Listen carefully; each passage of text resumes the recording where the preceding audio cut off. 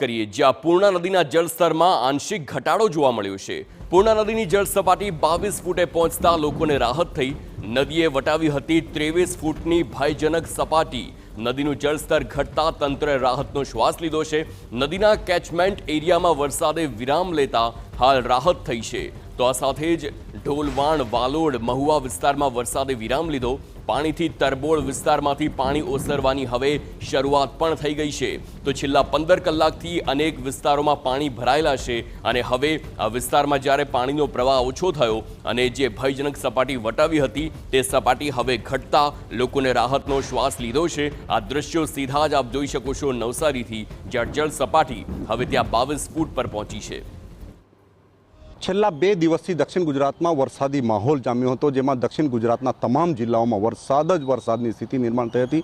વરસાદને પગલે દક્ષિણ ગુજરાતની લોકમાતા ગણાતી પૂર્ણા, અંબિકા, કાવેરી, ખરેરા, ઔરંગા તમામ નદીઓમાં પાણીની જે કંઈક આવક વધી હતી, જેના કારણે નવસારી શહેર અને જિલ્લામાં પૂરની સ્થિતિ નિર્માણ થઈ હતી। દ્રશ્યો દેખાઈ રહ્યા છે એ પૂર્ણા નદીના દ્રશ્યો છે। પૂર્ણા નદી નવસારી શહેરના નજીકથી વહે છે અને પૂર્ણા નદીમાં જ્યારે સપાટી વધે છે 23 ફૂટ જેટલી ભયજનક સપાટી છે એ વધે છે, ત્યારે નવસારી શહેરના અલગ અલગ વિસ્તારોમાં પાણી પ્રવેશવાની શરૂઆત થાય છે અને લોકો પૂરથી પ્રભાવિત થાય છે। હાલ પણ જે સપાટી છે એ 23 ફૂટથી થોડીક નીચે આવી છે, જેને લઈને થોડા રાહતના સમાચારો છે, પરંતુ આજે પણ હજુ પણ જે લોકો છે એ સ્થળાંતરિત થઈને અલગ અલગ જે કેન્દ્રો છે એમાં રહેવા માટે મજબૂર બન્યા છે। નવસારી શહેરમાં જે સ્થિતિ નિર્માણ થઈ છે એને પહોંચી વળવા માટે તંત્ર દ્વારા પણ વિવિધ પ્રયાસો કરવામાં આવે છે। જ્યારે અહીંના જે કંઈક યુવાનો છે, વીરાવળ ગામના નદી કિનારાના જે કંઈક ગામના યુવાનો છે એમના દ્વારા પણ વ્યવસ્થાઓ કરવામાં આવે છે। ગામના કેટલાક યુવાનો સાથે વાત કરીશું।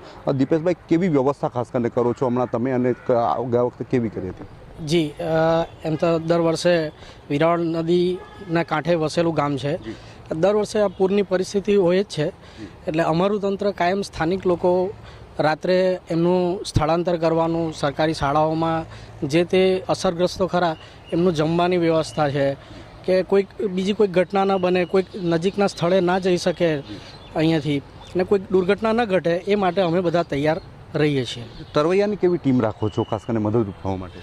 તરવૈયાની ટીમ એમ તો સ્થાનિક લેવલે બધા ધોરણો હોય જ છે અને એનડીઆરએફની ટીમ પણ લગભગ સાથે હોય જ છે દર વર્ષે।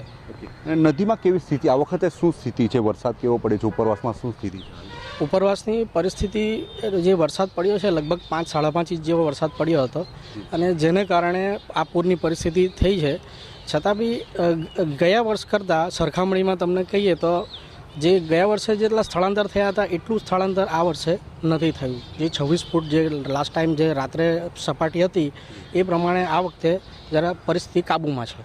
ઓકે, તો ખાસ કરીને જે સ્થિતિ છે એને પહોંચી વળવા માટે ગામના યુવાનો પણ પ્રયાસ કરે છે અને આ વખતે જે સ્થિતિ નિર્માણ થઈ છે અતિ ગંભીર નથી, પરંતુ તેમ છતાં સમગ્ર જે કંઈક સ્થિતિ છે એને પહોંચી વળવા માટે તંત્ર અને યુવાનો પણ મદદ કરે છે અને તંત્ર દ્વારા વ્યવસ્થાઓ કરવામાં આવી રહી છે। હજુ પણ તંત્ર ગંભીરતાથી આ જે સ્થિતિ છે, પૂરની સ્થિતિ છે એને ગંભીરતાથી લઈ રહ્યું છે અને ઉપરવાસમાં થોડોક વરસાદ ધીમો પડ્યો છે, એટલે શહેર માટે અને જે કંઈક તંત્ર છે એમના માટે રાહતના સમાચારો છે।